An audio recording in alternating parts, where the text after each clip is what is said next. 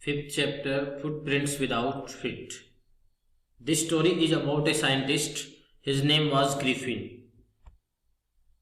One day he discovered a wonderful drug. This drug could make him invisible. He set his landlord's house on fire. Then he took the drug. He became invisible. He could see everybody, but nobody could see him. But it was very cold. He was without clothes. He went into a store. He passed his night there. The store money, he stole money and clothes from there. He went to a village called Epping. There he stayed at an inn. He stole some money. The police was called, but he became invisible and escaped from there. ये कहानी जो हम पढ़ेंगे ये एक वैज्ञानिक के बारे में है. उसका नाम था ग्रिफिन. एक दिन उसे एक अद्भुत दवाई मिल जाती है. उसकी खोज कर लेता है वो, और ये दवाई उसे इनविजिबल, अदृश्य बना सकती थी. उसने अपने मकान मालिक के घर को आग लगा दी और उसके बाद वह दवाई को निगल लेता है और उसके बाद वह अदृश्य हो जाता है. प्रत्येक व्यक्ति को वह देख सकता था मगर उसे कोई नहीं देख सकते थे. उसके बाद उसने एक, वहां ठंड बहुत ज्यादा थी और वह बिना कपड़ों के था, तो उसने एक स्टोर में गया, वहां रात बिताई और उसे वहां से पैसे और कपड़े चुराए. इपिंग नाम के गांव में चला जाता है और वहां एक सराय में ठहर जाता है और उसने कुछ पैसे चुराए तो पुलिस को बुलाया गया, लेकिन वह अदृश्य हो जाता है और वहां से लोगों की नजरों से बच के निकल भाग पाता है. Footprints without feet. Can a man become invisible? क्या कोई आदमी है वो अदृश्य हो सकता है? This is the story of a scientist who discover how to make him invisible. ये जो कहानी है एक वैज्ञानिक के बारे में जिसने अपने आप को इनविजिबल, अपने आप को अदृश्य करने की दवाई है वो खोज ली थी. डज ही यूज और मिस यूज हिज डिस्कवरी? क्या वो अपनी इस खोज का प्रयोग है वो ठीक करेगा या नहीं करेगा? मतलब वह जो दवाई खोजी है उसका सही उपयोग करेगा, सदुपयोग या दुरुपयोग करेगा अपनी उस खोज का. Two boys started in surprise at the fresh, muddy imprints of a pair of bare feet. दो लड़कों ने नंगे पैर, नंगे पांव के कीचड़ वाले ताजा जो पदचिन्ह है उनकी तरफ हैरानी से देखा. What was a barefoot man doing on the steps of a house in the middle of London? कोई नंगे पांव वाला जो व्यक्ति है लंदन के बीच में स्थित एक मकान की सीढ़ियों पर क्या कर रहा था? And where was the man? और वो आदमी कहां पर था? As they gazed, a remarkable sight met their eyes. वो लड़के हैं वो ध्यान से देख रहे थे कि उन्हें एक विचित्र दृश्य देखने को मिला. A fresh footmarks appeared from nowhere. यहीं कहीं से एक ताजा पदचिन्ह है वो प्रकट होता है, मतलब पता नहीं कहां से उन्हें पदचिन्ह प्रकट हो जाते हैं. Further footprints followed, one after another, descending the steps and progressing down the street. Further footprints followed. उनके आगे सीढ़ियों से उतरते हुए और नीचे गली में जाते हुए एक एक करके जो पदचिन्ह है वो आगे बढ़ने लगते हैं. The boys followed. लड़के उनका पीछा करते हैं. Fascinated until the muddy impressions become fainter and fainter and that last disappeared altogether. और लड़के बड़े ही मतलब क्या होकर एकदम जिज्ञासु होकर, एकदम उत्साहित होकर जब तक उन पदचिन्हों का पीछा करते रहते हैं जब तक कि वो धीरे धीरे मंद न पड़ गए हो और उसके बाद पूर्णतः लुप्त न हो गए हो. जब तक पूर्ण तरह से वो खत्म ना हो गए तब तक उनका पीछा करते रहते हैं. The explanation of the mystery was really simple enough. ये जो इस रहस्य का कारण वास्तव में बड़ा ही आसान था. The bewildered boys had been following a scientist who had just discovered how to make the human body transparent. ये जो बच्चे थे जिस हैरानी के साथ ये उस क्या कर रहे थे, इस रहस्य का कारण है वो बहुत ही सिंपल साधारण था, क्योंकि वो बच्चे हैरान होकर, वो हैरान जो बच्चे थे वो किसका पीछा कर रहे थे? एक वैज्ञानिक का, जिसने अभी अभी एक क्या की थी, एक ऐसी दवाई है, एक ऐसी ड्रग्स है जिसका खोज किया था उसने कि हाउ टू मेक, किस प्रकार मानव जो शरीर है उसे पारदर्शी बनाया जा सकता है, मतलब गायब किया जा सकता है। Griffin the scientist had carried out experiments after experiment to prove that the human body could be become invisible।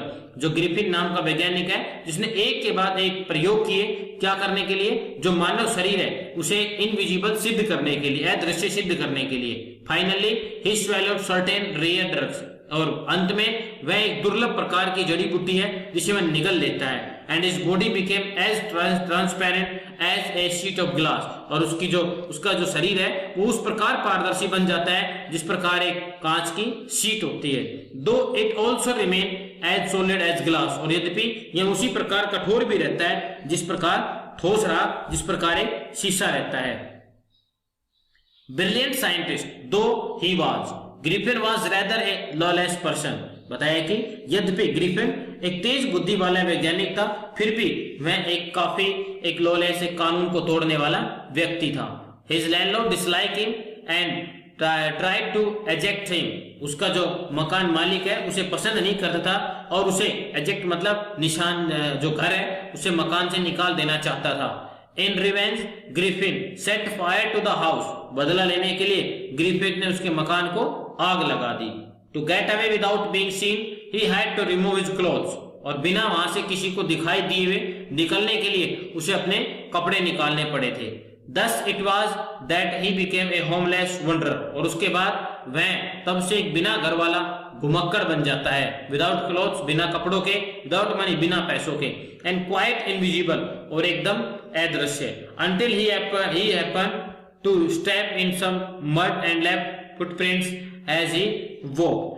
जब तक वह उसके पांव है कीचड़ में पड़ गए और चलते चलते उसके पांव के निशान बनने लगे थे, तब तक वह लंदन की गलियों के अंदर घूमता रहता है।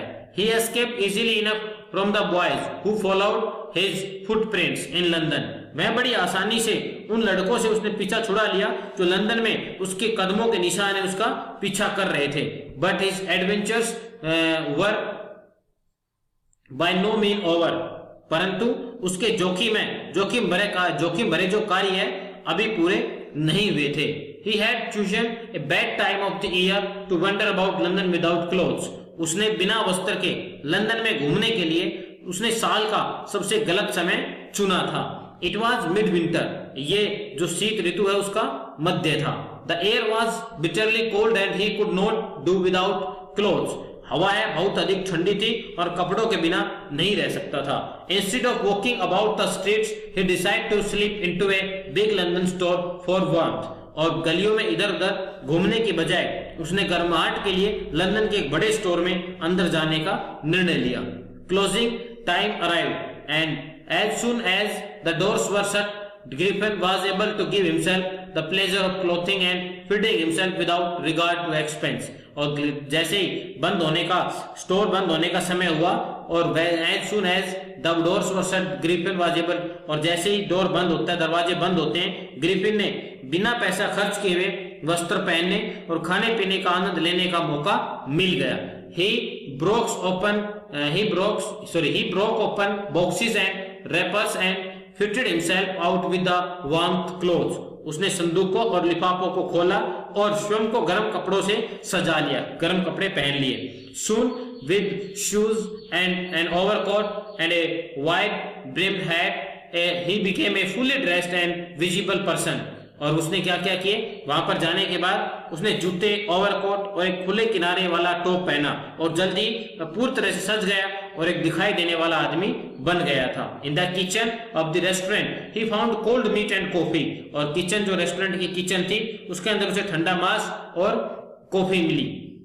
And he followed up the meal with sweets and wine taken from the grocery store. और उसने भोजनालय वहां से भोजन करने के पश्चात उसने किराने का जो स्टोर है वहां से मिठाइयां और मदिरा जो है शराब है उसका सेवन किया। Finally he settle down to sleep on a pile of quails. और अंत में उसने रजाइयों के ढेर के ऊपर वह सो जाता है। If only Griffin had managed to wake up in a good time, all might have been well. केवल इतना था, यदि ग्रिफिन ठीक समय पर जाग जाता तो सब कुछ ठीक रहता। As it was, he did not wake up until the assistants were already arriving next morning. लेकिन ऐसा नहीं हुआ, उसकी आंखें तब खुली जब दुकान के कर्मचारी अगली सुबह वहां पर नहीं आ गए थे, तब तक उसकी आंखें नहीं खुली थी, मतलब उनके आने के बाद उसकी आंखें खुली। When he saw a couple of them, और तब उसने उनमें से दो को आते हुए देखा, तो अप्रोचिंग सामने आते हुए देखा। He panicked and began to run, और वह घबरा गया और भागने लगा। They naturally gave chase, और स्वाभाविक रूप से उन्होंने उसका पीछा किया। In the end, he was able to escape only by quickly taking off his newly founded clothes, और अंत में वह अपने हाल ही में जो अभी अभी उसे कपड़े प्राप्त हुए थे, नए कपड़े थे, जल्दी जल्दी से उन्हें उतार फेंक देने के योग्य हो गया। मतलब अब उसे तभी बचाव हो सकता था जब उन कपड़ों को वह उतार कर फेंक देता। So once more he found himself invisible but naked in the chill January air. इसलिए एक बार फिर उसने अपने आप को जनवरी की ठंडी हवा में अदृश्य मगर नंगा पाया, एकदम बिल्कुल तरीके से उसके पास कपड़े नहीं थे। This time he decided to try the stock of the theatrical company in the hope of finding not only clothes but also something that would hide the empty space above his shoulders। और इस समय उसे आशा थी, वह इस आशा में कि उसने अपने कंधे के ऊपर के खालिस्तान को छिपाने के लिए कुछ मिल जाएगा। इस बार वह एक नाटकीय कंपनी के स्टॉक को आजमाने का उसने फैसला कर लिया, मतलब नाटकीय कंपनी उसके स्टॉक में जाएगा जहां पर उसे शोल्डर से ऊपर का जो शरीर है उसे ढकने का भी वहां पर जो कपड़े मिल जाएंगे। Shivering with cold, he hurried to Drury Lane and the center of the theatre world। और ठंड से कांपते हुए वह ड्यूरी लेन ड्रामा संसार के केंद्र में चला गया, मतलब that is the world of the theatre. He soon found a suitable shop, और शीघ्र ही उसे एक उचित दुकान मिल गई। He made his way invisible upstairs and came out a little later wearing bandage round his forehead, dark glasses, false nose, big bushy side whiskers and a large hat। और अदृश्य रूप से वह सीढ़ियों पर चढ़ा और थोड़ी देर बाद ही उसने अपने माथे पर पट्टियां, काला चश्मा, नकली नाक, गुच्छेदार मूछे और एक लंबा टॉप पहने हुए वह बाहर आया। To escape without being seen, और वहां से बिना किसी की नजर में आए हुए बच जाता है। He quickly attack the shopkeeper from behind, और उसने अचानक से वहां बिना किसी को दिखाई दिए हुए बड़ी निर्दयता से पीछे से दुकानदार के ऊपर प्रहार किया। After which he robbed him and all the money he could find, और उसके बाद उसने उसे पूरी तरह से लूट लिया, जो उसके पास पैसा था वो पूरी तरह से उसने वह लूट कर वहां से चल जाता है। Eager to get away from the crowded London, he took a train to the village of Epping, where he booked 2 rooms at the local inn।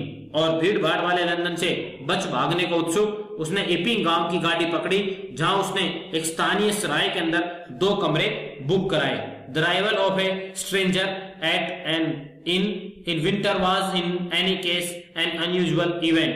और सर्दियों में सराय में एक अजनबी का आना एक असाधारण घटना थी। A stranger of such uncommon appearance set all tongues wagging। और बताया कि एक सब लोग असाधारण वेशभूषा वाले, वो जो उसका अपीयरेंस था, अपीयरेंस मतलब उसकी जो वेशभूषा वाला जो अजनबी वेशभूषा थी, उसके आने से सब लोग, टंग्स वैगिंग मतलब सब लोग उसके बारे में चर्चा करने लगे।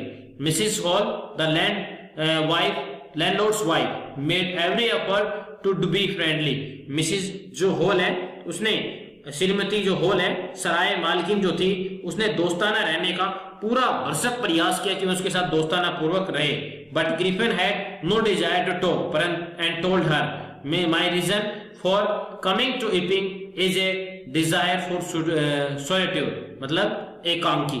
और उसने, परंतु ग्रिफिन को तो वह मुझसे बात करना ही नहीं चाहता था, और उसने उससे कहा कि मेरे इपिंग आने का उद्देश्य यहाँ पर केवल सॉलिट्यूड मतलब एकांकी है, एकदम अकेलापन, शांति चाहता हूं मैं। I don't wish to be disturbed in my work, मैं नहीं चाहता कोई मेरे काम में मुझे दखल अंदाजी करे।